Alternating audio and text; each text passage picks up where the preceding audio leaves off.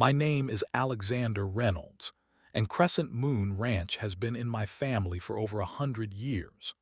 The weathered wooden sign at the entrance has greeted 5 generations of Reynolds, marking 80 acres of Texas soil that my great-grandfather purchased with earnings from cattle drives in the 1890s. The old farmhouse still stands strong, its foundation as solid as the day my ancestors built it, though the white paint needs touching up most springs after winter rains. Every morning for the past 20 years, I have walked the eastern perimeter of my property at sunrise, coffee in hand, watching the grasslands come alive.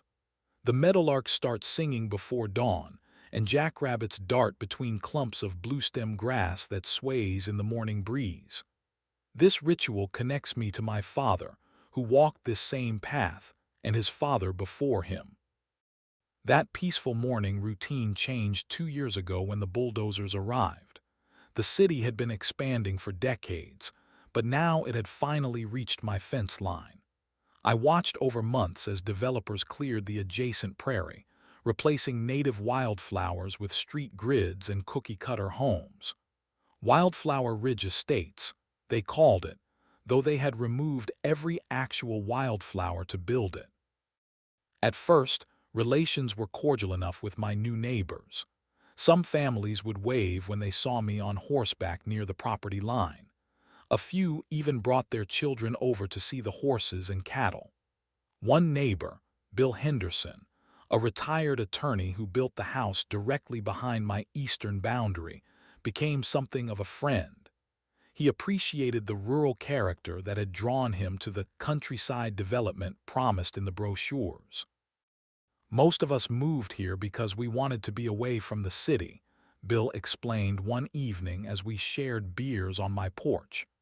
The developers sold us on living next to an authentic Texas ranch, said it was a feature, not a bug. The peaceful coexistence lasted exactly 18 months.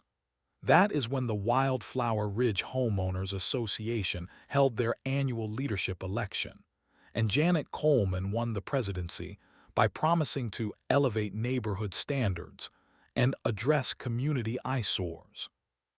Janet, who everyone in the subdivision had taken to calling Karen behind her back, drove a silver Mercedes SUV and wore oversized designer sunglasses even on cloudy days. Her campaign flyers featured photos of her standing in front of her immaculate lawn and Mediterranean-style home, with promises to make Wildflower Ridge the premier subdivision in the county. I did not think much about it at first. The HOA was their business, not mine. My property existed outside city limits, beyond their jurisdiction.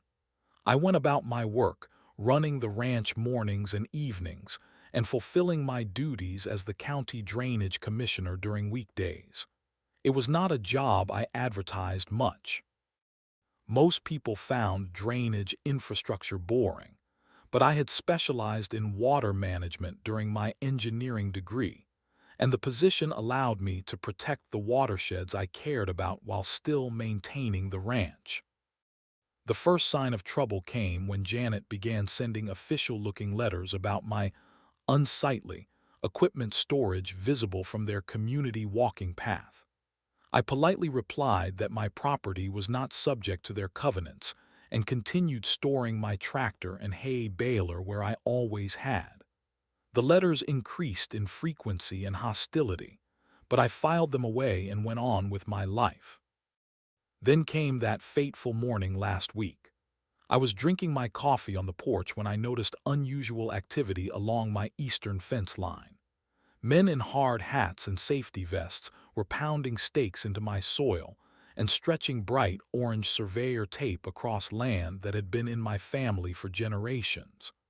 I set down my mug and walked toward them with a growing sense of unease spreading through my chest. Nothing could have prepared me for what I was about to discover.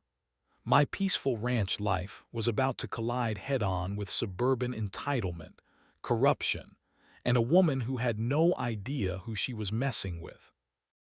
The fog still hung low over the pasture as I made my way toward the surveyors, Their voices carried through the morning mist, along with the mechanical beeping of equipment. As I got closer, I noticed something that stopped me cold. They were not just surveying near my property line. They had crossed it, by at least 20 feet. "Excuse me," I called out, picking up my pace. "This is private property. What exactly are you doing here?" A burly man with a salt and pepper beard glanced up briefly from his clipboard. His hard hat had Pinnacle Development Group printed across the front. When our eyes met, his expression showed no concern whatsoever about his presence on my land. "HOA approval," he muttered, barely acknowledging me as he thrust a roll of blueprints in my direction. "Community Improvement Project." LL signed off and ready to go. I unrolled the plans, my stomach dropping as I studied what they showed. The blueprint was labeled Wildflower Ridge Community Aquatic Center, with elaborate designs for a massive swimming pool, splash pad, and clubhouse. The most alarming detail was unmistakable. The deep end of their planned pool extended a full 15 feet onto my property. "There must be some mistake," I said, pointing to the boundary line. "This part here is well into my ranch, has been for over a century. I have the surveys to prove it." The foreman gave a dismissive laugh that sent a flash of heat up my neck. He scratched his beard and looked at me like I was a child who did not understand how the world worked. "Look, buddy, we go where the plans tell us to go. Take it up with the homeowners association if you have a problem. We start excavation tomorrow morning."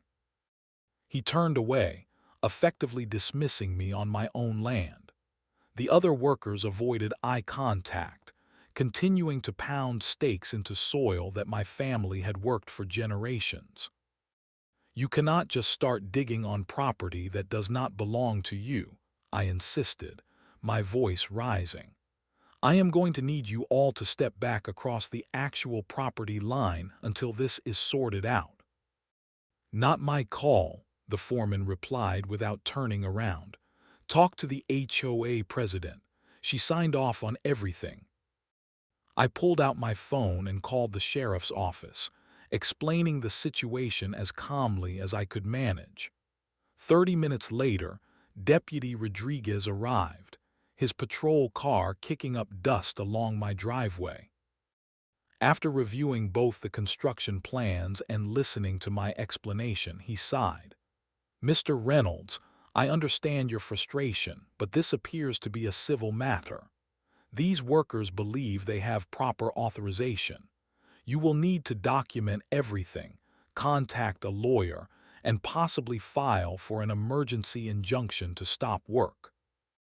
"But they are literally standing on my property right now," I protested. "Without a court order, the most I can do is ask them to be peaceful," he explained sympathetically. "Property disputes need to go through proper channels."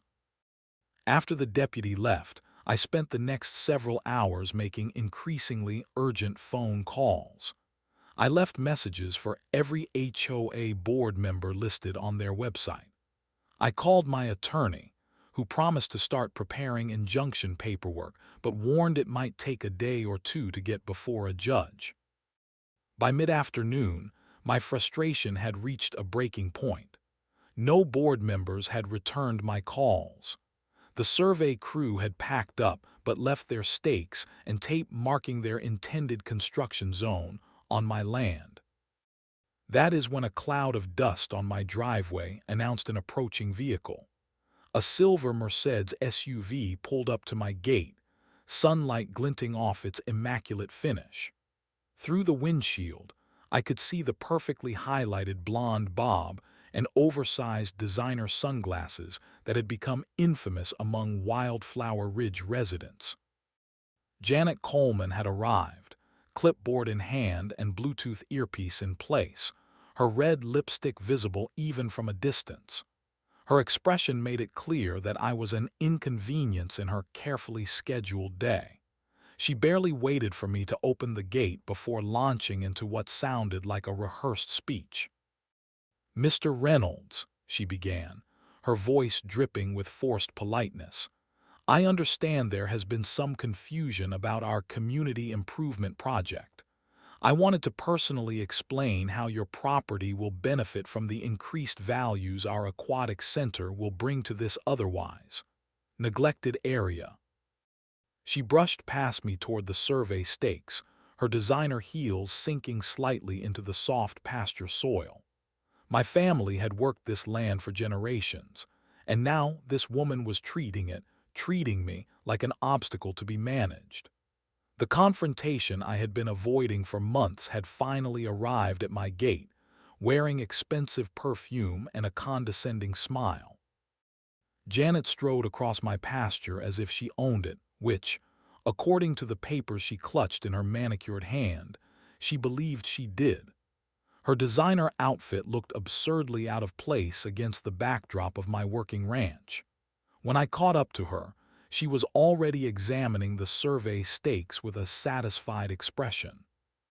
"Mr. Reynolds," she said without looking at me, "I understand change can be difficult for traditional landowners, but progress is inevitable, and Wildflower Ridge is committed to creating amenities that enhance our community experience." "Ms. Coleman," I replied, working to keep my voice level, "there seems to be a serious misunderstanding. These stakes are well inside my property line. This land has belonged to my family for over a century. I have the original surveys and deeds to prove it." She turned toward me with a smile that never reached her eyes.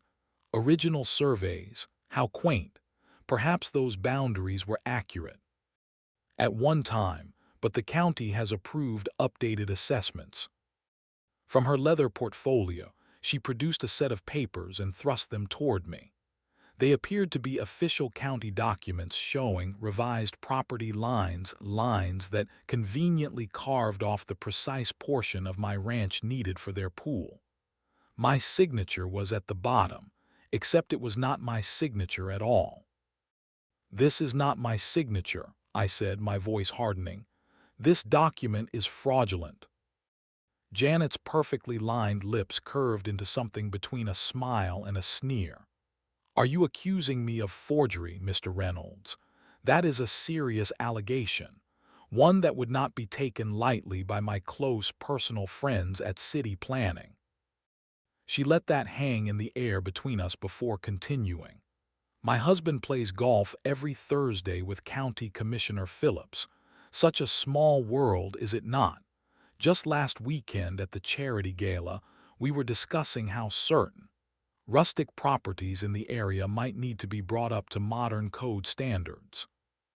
Her gaze wandered deliberately to my century-old barn, the weathered wood telling the story of generations of hard work and honest living. "You know," she continued, her voice dropping to a conspiratorial tone, "there are quite a few structures here that probably violate current code requirements. It would be a shame if someone had to report them. The fines can be quite substantial, I hear, sometimes enough to force sale of non-compliant properties." My blood ran cold as I realized what was happening. This was not merely a boundary dispute. This was a calculated power play, possibly corruption, aimed at forcing me out entirely. "Your dusty old ranch is, frankly, an eyesore to our community," Janet continued, her pretense of politeness evaporating. "Our property values suffer every time potential buyers see this antiquated operation from our walking paths. The aquatic center will finally block the view of your rundown facilities." I stood in stunned silence, the full depth of her scheme becoming clear. She was not just building a pool, she was making a move on my entire property, and she believed she had the connections to make it happen. "The construction crew will return at 7 tomorrow morning," she stated flatly, checking her diamond-encrusted watch. "I suggest you come to terms with progress, Mr. Reynolds. Fighting this will only make things more complicated for your little farm." She turned on her heel and walked back toward her SUV, her parting words floating over her shoulder. "The excavation continues tomorrow at 7. I suggest you come to terms with progress, or things could get very complicated for your little farm." As the cloud of dust from her departing Mercedes settled on my driveway, a cold determination replaced my initial shock. Janet Coleman had no idea who she was threatening or what storm she had just unleashed. She thought she was bullying a simple rancher. She had no idea she had just declared war on the county drainage commissioner, the very person who oversaw and approved all water management plans and construction permits for projects exactly like hers. I watched her taillights disappear down my driveway, already forming a plan. If Janet Coleman wanted to play dirty, she was about to learn she had picked the wrong rancher to intimidate. The moment Janet's Mercedes disappeared from view, I sprang into action. 20 years as county drainage commissioner had taught me the importance of documentation and evidence. I grabbed my camera and phone, methodically photographing every survey stake, every piece of orange tape, and the exact location where they crossed my property line. I used my GPS to mark precise coordinates and recorded video walking the perimeter of their planned excavation. My hands trembled with a mixture of anger and determination as I worked. This was not just about a property dispute anymore. The falsified documents Janet had shown me pointed to something much more sinister, possibly criminal fraud. I spread my original property surveys across the kitchen table, documents that had been passed down through generations, with official county seals and notarizations dating back to my great-grandfather's purchase. Next to them, I placed the fraudulent boundary adjustment Janet had presented. Even to an untrained eye, the forged signature was laughably different from my own. My first call was to Marge Wilson at the county records office. Marge and I had worked together for nearly 2 decades on drainage easement documentation. "Alex," her voice came through the phone, concerned. "I was just about to call you. Something strange came across my desk last month. A boundary adjustment for Crescent Moon Ranch. I flagged it because the signature looked off, but it had all the proper stamps and approvals from planning." My stomach tightened. "Who signed off on it from planning?" "That is the other odd thing," Marge continued. "It was expedited through with Commissioner Phillips' personal approval. Bypassed the usual review process entirely." Janet's words echoed in my mind. My husband plays golf every Thursday with County Commissioner Phillips. "Can you email me copies of everything you have?" I asked. "And Marge, please do not mention this conversation to anyone. I think we may be looking at serious fraud." Over the next 48 hours, I became an investigator in my own case. I pulled property records for the entire Wildflower Ridge development, tracking ownership changes and permit applications. A pattern quickly emerged: corners cut, regulations bypassed, all with unusual speed and minimal oversight. My neighbor Bill Henderson knocked on my door that evening, concern etched on his face. "Alex, I heard about what happened today," he said as I invited him in. "You should know Janet has been terrorizing homeowners for months. Selective enforcement of HOA rules against people who oppose her, mysterious budget allocations, arbitrary fines." Bill was not alone.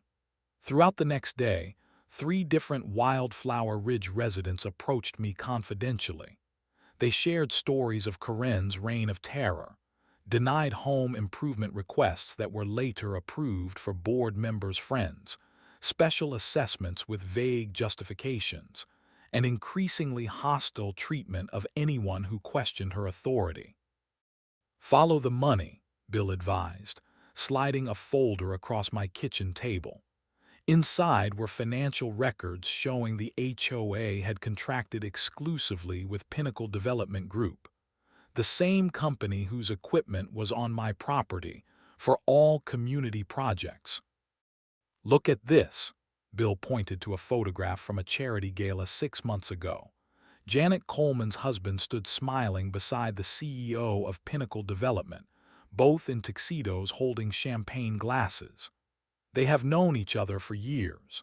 Janet's husband used to work for Pinnacle before starting his own consulting firm, which, coincidentally, now receives regular payments from the HOA for project management services.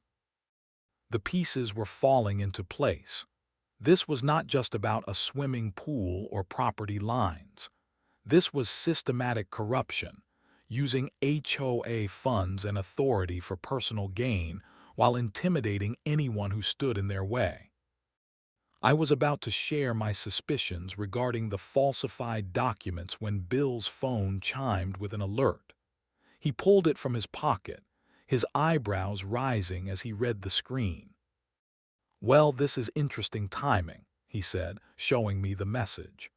"Emergency HOA meeting tomorrow 7 p.m. resolving the ranch situation." Perfect. They were gathering everyone together, likely to present their version of events before I could build my case. They had no idea who would be attending their meeting. "Bill," I asked carefully, "do county officials ever attend your HOA meetings?" "Rarely," he replied, "though sometimes for major projects they will send representatives." I nodded, a plan forming. "Would you mind if I attended this emergency meeting? As the affected property owner, I think I should have a voice in the discussion." Bill smiled for the first time since arriving. "I was hoping you would say that. Consider yourself my personal guest." As Bill left, I made one more crucial call to Water Resource Manager Patel, a colleague who had worked with me on numerous drainage projects. "Sanjay, I need a favor," I explained the situation. "Can you pull all the watershed management maps for the eastern border of my property? And if you are free tomorrow evening, there is an HOA meeting I think you might find extremely interesting." The trap was set. Janet Coleman thought she was dealing with a simple rancher she could intimidate and outmaneuver. Tomorrow night, she would discover exactly who she had chosen to battle and why building a pool on my land was the worst mistake of her career. The Wildflower Ridge Community Clubhouse was packed when I arrived, residents filling every available chair and standing along the walls. Instead of my usual ranch attire, I wore a charcoal suit, crisp white shirt, and my county identification badge clipped to my breast pocket. Water Resource Manager Patel and Councilman Davis, both colleagues from county planning meetings, had arrived separately and were seated near the back. I slipped into an empty chair beside Bill Henderson, just as Janet Coleman called the meeting to order, her gavel striking with unnecessary force against the wooden podium. "Thank you all for coming on such short notice," Janet began, her voice carrying the practiced confidence of someone accustomed to commanding rooms. "As you know, Wildflower Ridge is committed to providing world-class amenities to our residents. The Community Aquatic Center project represents a significant investment in our neighborhood's future." From my seat, I could see the glossy architectural renderings displayed on easels. Sparkling blue water, happy families, and property values increasing by the thousands. What the pretty pictures conveniently omitted was that a significant portion of their dream project sat on my land. "Unfortunately," Janet continued, her tone shifting to one of practiced concern, "we have encountered resistance from neighboring properties. Specifically, the ranch that borders our eastern boundary. Some of you may have noticed the rustic operation that sits adjacent to our walking paths." Murmurs rippled through the crowd. Many glanced in my direction, though few recognized me in my suit rather than my usual work clothes. The owner, Janet said with barely disguised disdain, is resistant to community improvements and progress. He has made unfounded claims about property lines that were clearly settled during development planning. For 45 minutes, I sat silently, watching Janet weave an elaborate tapestry of falsehoods about property rights, permits, and approvals. She presented the falsified boundary adjustments as legitimate documents, suggested my ranch was in violation of various county codes, and painted me as an unreasonable obstacle to community progress. When she finally opened the floor for questions, I waited as several residents voiced support for the pool project. Then I stood and made my way to the microphone, aware of every eye in the room following my movement. "Good evening," I began, my voice calm and measured. "For those who do not know me, I am Alexander Reynolds, owner of Crescent Moon Ranch and current County Drainage Commissioner for District 4. The glass of water in Janet's hand froze halfway to her lips. From the corner of my eye, I saw Councilman Davis sit forward, his expression shifting from polite interest to focused attention. "I appreciate the desire for community amenities," I continued. "However, there are several serious issues that need to be addressed before any construction can proceed." I gestured to Sanjay Patel, who approached with a large tube of rolled maps. Together, we spread them across the presentation table. "These are the original boundary surveys for Crescent Moon Ranch, dating back to 1893, with continuous updates and confirmations through last year's county assessment." I placed my finger on the critical boundary line. "The proposed aquatic center extends 15 feet onto my property land that has been in my family for over a century." Before Janet could interrupt, I continued. "More importantly, this is the current watershed management map for our county." I unrolled the second document, with clear blue lines showing water flow patterns. The location where excavation has begun sits directly on a critical county drainage easement established 50 years ago to prevent flooding in this precise area. Gasps and whispers spread through the room. Janet's face had drained of color, but she quickly recovered, plastering on a dismissive smile. "Mr. Reynolds, while we appreciate your concerns, the county has already approved our plans. The property line adjustments were properly filed and processed last month." "Interesting you should mention that," I replied, removing another document from my folder. "This is the boundary adjustment document you showed me yesterday. Notice the signature at the bottom, purported to be mine." I placed it side by side with several official documents bearing my actual signature. "This is forgery, Ms. Coleman, a criminal offense, made more serious by the fact that it appears to have been facilitated by County Commissioner Phillips, who I understand is a personal friend of your husband." The room erupted in murmurs. Janet banged her gavel frantically.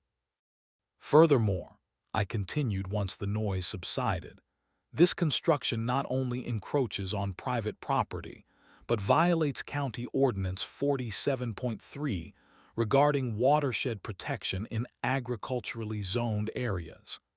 Any construction in this area requires specific drainage permits which have neither been applied for nor granted."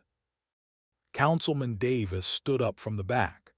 "As the City Council representative on the Planning Commission, I can confirm that no such permits have been issued for this project. In fact, I am seeing these plans for the first time tonight." Janet's face flushed red. "This is simply a misunderstanding," she stammered, but her voice lacked conviction.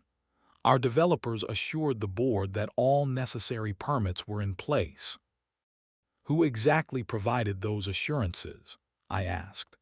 "Pinnacle Development Group, perhaps. The same company where your husband worked before starting his consulting firm. The same firm that receives exclusive contracts for all HOA projects, and that pays your husband's company for project management services. The room fell completely silent. Janet's carefully constructed facade was crumbling before everyone's eyes.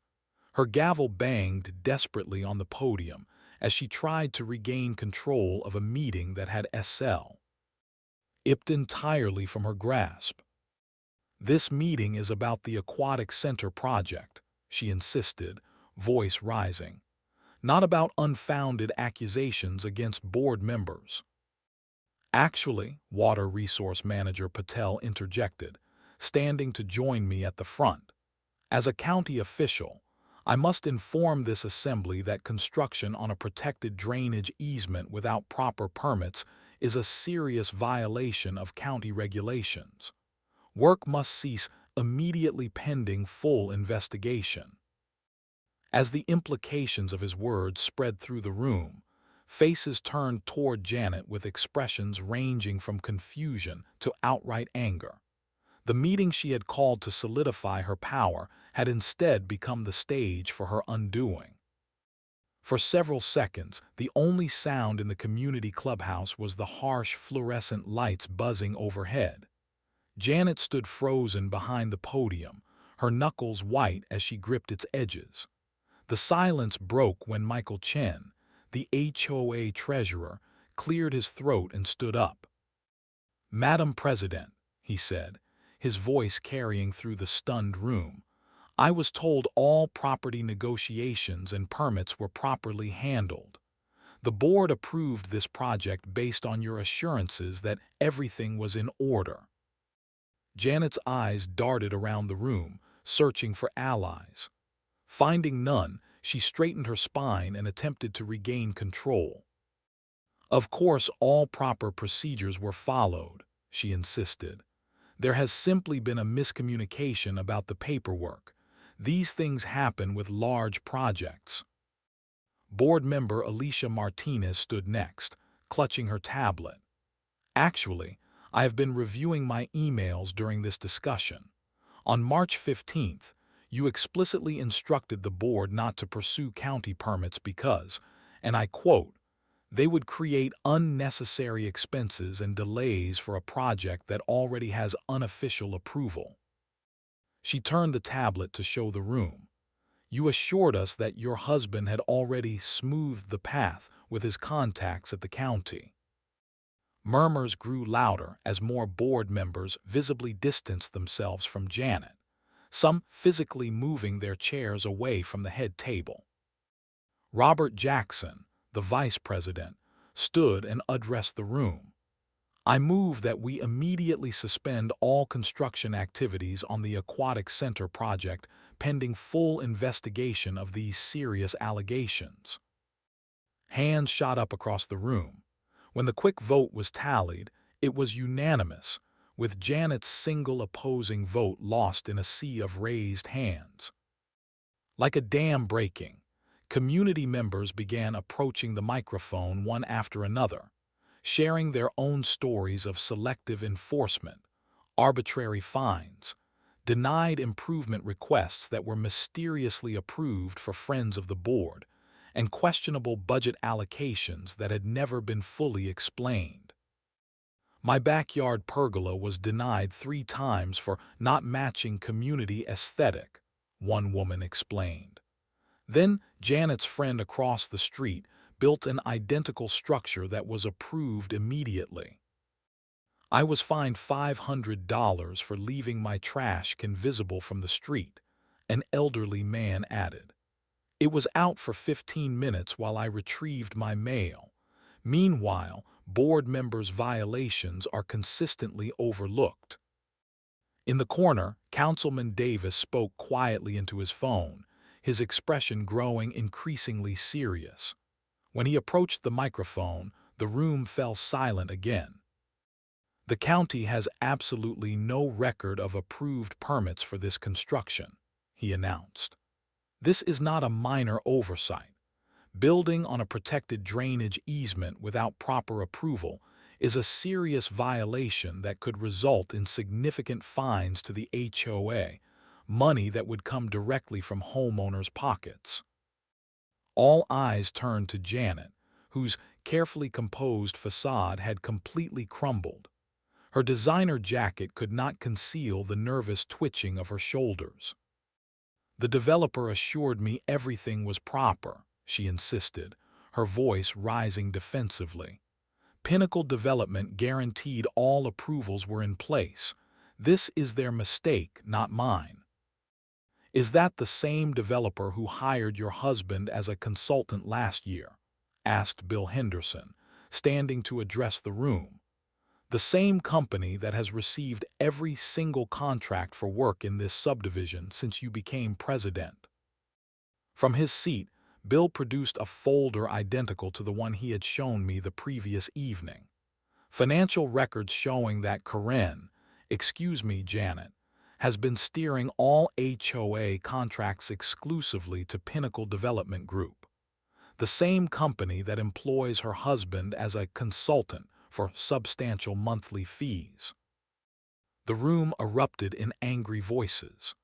Homeowners who had been silent all evening were now on their feet, demanding answers about where their HOA fees had been going. I move for an emergency vote to remove President Coleman from leadership pending full investigation, came a voice from T. He back of the room, followed immediately by a chorus of seconds. Janet's chair scraped loudly against the floor as she gathered her designer purse and leather portfolio. Her face was flushed with anger and humiliation. "This meeting is adjourned," she announced to no one who was listening, her heels clicking aggressively as she fled through the emergency exit at the side of the room. The door had barely closed behind her when Councilman Davis approached me, extending his hand. "Commissioner Reynolds, I believe we need to have a serious conversation about what has been happening here. The county executive will want a full report on this situation by morning." As the meeting dissolved into clusters of angry residents, I found myself surrounded by homeowners expressing their shock and apologies. The community that had been weaponized against my ranch was now reaching out for help facing the consequences of their leaders' actions. The battle had been won, but the war against corruption was just beginning. The month following that explosive HOA meeting brought sweeping changes to both Wildflower Ridge Estates and my ranch. The morning after the confrontation, county investigators arrived at the half-excavated pool site, documenting the boundary violations and environmental impact on the protected drainage easement. Yellow crime scene tape replaced the orange surveyor markers, and the Pinnacle Development equipment disappeared overnight. The investigation quickly expanded beyond property boundaries. Forensic accountants discovered that Janet Coleman had been receiving substantial kickbacks from Pinnacle Development for steering contracts their way. The Aquatic Center project, with its inflated $1.2 million budget, would have been their most profitable scheme yet, with nearly $300,000 earmarked for consultation fees to Janet's husband's company. 2 weeks after the meeting, I watched from my porch as police vehicles pulled into Janet's driveway. By evening, both she and her husband faced multiple charges: fraud, falsification of public records, misappropriation of HOA funds, and attempted bribery of public officials. Commissioner Phillips announced his early retirement the same day, just hours before search warrants were executed at his office. What surprised me most was not the extent of the corruption, but what happened next. The newly elected HOA board, led by retired attorney Bill Henderson, approached me with something I never expected: a genuine apology and request for guidance. "We moved here for the beautiful natural setting," explained new board member Maria Gonzalez as we walked the property line together. "Not to destroy it. Most of us had no idea what Janet was doing in our names. Over coffee at my kitchen table, the same table where generations of my family had made decisions about this land, we began discussing a different vision for coexistence between the ranch and the subdivision. What if, Bill suggested, instead of a massive pool that benefits only residents, we created something that enhances the natural beauty that drew people here in the first place? Together with the new board, we developed a community plan that respected property boundaries and natural water flow. My expertise as drainage commissioner proved unexpectedly valuable as I helped them understand the watershed patterns that had shaped this land long before any of us were here. The redesigned community center was relocated to properly zoned land within their subdivision. It included a more modest pool that worked with the natural topography rather than against it. Around it, native landscaping replaced the planned concrete hardscape, with plants that required less water and provided natural habitat for the butterflies that gave Wildflower Ridge its name. Most meaningful was the buffer zone we created together. Rather than building right up to the property line, the new plan included a shared green space with walking trails and natural prairie restoration. The fence that once represented a harsh boundary between our worlds gradually transformed into something more permeable, both literally and figuratively. 4 months after the confrontation, I found myself doing something I never imagined: hosting the annual Wildflower Ridge summer barbecue in my north pasture, under ancient oak trees that had witnessed a century of ranching life. Suburban families and rural traditions blended in an atmosphere of mutual respect. "You know," Bill said, as we watched children from the subdivision tentatively petting my gentlest mare, "none of this would have happened if Janet had just done a simple title search, or if she had bothered to learn anything about her neighbors, or if she had applied for proper permits," I added with a smile. "To think she never even Googled you," Bill laughed. "County Drainage Commissioner versus corrupt pool contractor. Not exactly a fair fight." As the summer sun set over land that had nearly become a battleground, I reflected on what this experience had taught me. Standing up against corruption and entitlement had cost me months of stress and countless hours, but had gained something precious: proof that principled resistance against dishonesty can not only stop wrongdoing but create something better in its place. My grandfather used to say that good fences make good neighbors.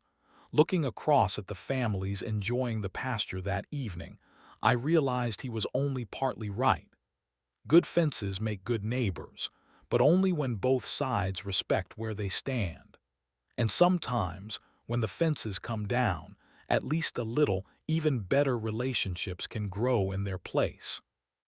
The drainage easement that Janet Coleman never bothered to research continues to carry water safely across the landscape, just as it has for 50 years. And now, it carries something else: a story about how the quiet rancher she tried to bulldoze turned out to be exactly the wrong person to threaten, in exactly the right position to bring justice, and eventually, unexpected harmony to the boundary between two worlds.